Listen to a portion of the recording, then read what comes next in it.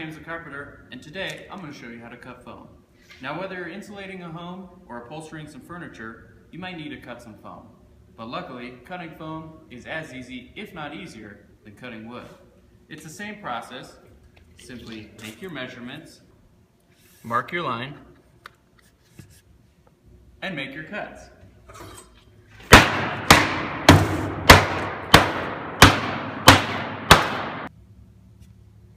Whether you need to stay warm or need some cushion for the push-in, that's how you cut foam.